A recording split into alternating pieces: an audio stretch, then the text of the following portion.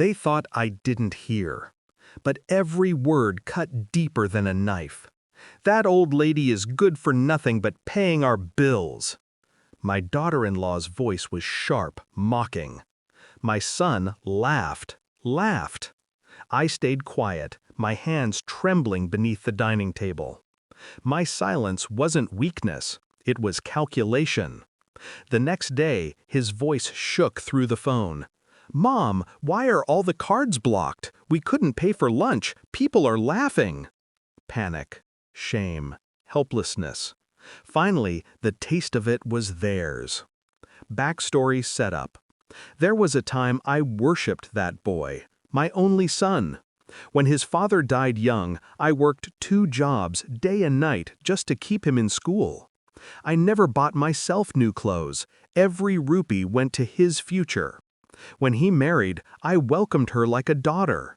I gave them the house, transferred my savings, even paid the down payment on their car. I told myself this was love. This was family. But love, when not respected, becomes a leash. And I realized too late I was the one wearing it.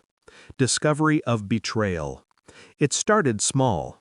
A dismissive look when I asked about dinner. A sigh when I coughed too loud in the living room. The whispered conversations that stopped when I entered. One evening, I walked past their bedroom door, slightly ajar. Her voice hissed. "Your mother should be grateful we even let her live here. She's just money, nothing else." His reply? A low chuckle. And that chuckle burned longer than any flame. I didn't confront them. Tears wouldn't change people like them. Instead, I listened more, watched more. Every insult was a nail in the coffin of my patience. Shift in mindset. I had spent my life sacrificing for them, but sacrifice had turned into slavery.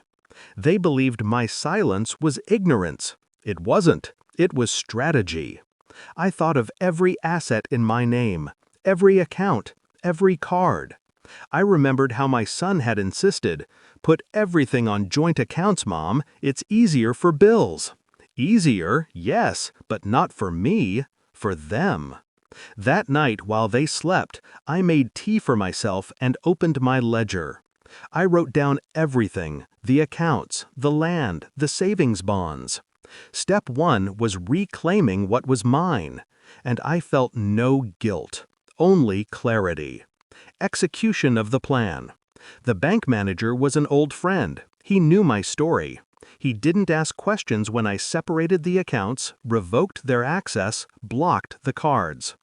I moved my savings into a private trust under my name only. The house? Legally mine. I had only let them stay because I was soft. I spoke to my lawyer, drew up an eviction notice in advance, and locked it away. Then I waited. Patience is a weapon when sharpened by pain. The first blow landed the next afternoon. His frantic call, the blocked cards, his voice dripping with embarrassment. I only hummed in response, calm, detached. By the evening, they were at my door, faces red, voices raised. "Why would you do this to us?" she spat. I looked her straight in the eye. To us or to you? They accused me of betrayal. Betrayal after all I had given, all I had swallowed? I stood slowly, deliberately, letting silence stretch until even they grew uncomfortable. Then I spoke. "I clothed you, fed you, built this life with blood from my veins. And you laughed at me, mocked me, thought I was nothing but your wallet?" Her face twisted. My son looked away, guilt finally creeping in.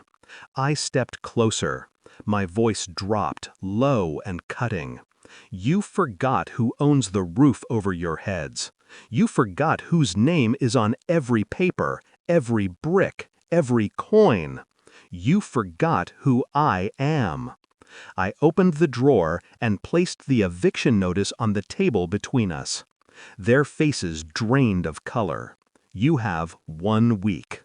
After that, you're on your own." Resolution and emotional release.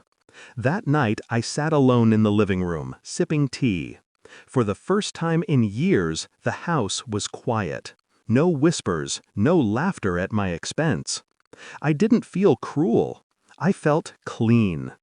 Justice isn't always loud. Sometimes it's the quiet act of taking back what's yours. As the clock ticked softly on the wall, I thought of my younger self, tired, overworked, desperate to give her son the world. I wanted to reach through time and whisper in her ear, "Love is not blind. Don't let it make you weak." The phone rang once. I didn't answer. Let them feel what it's like to be ignored. Let them taste the silence they left me in. I'm not just an old lady. I am the storm they never saw coming. And they'll remember my silence long after they've left my house.